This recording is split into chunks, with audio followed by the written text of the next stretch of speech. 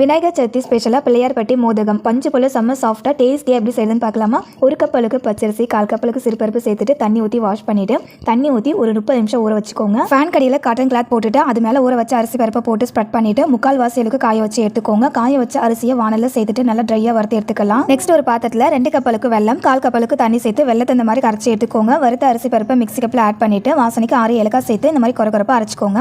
வானலில் 3 கப் அளவுக்கு தண்ணி, 2 பிஞ்ச் அளவுக்கு உப்பு சேர்த்துட்டு தண்ணி சூடானதும் அரைச்சி வச்சிருக்க அரிசி பருப்பு பொடியை சேர்த்துட்டு கலந்து விட்டுக்கோங்க.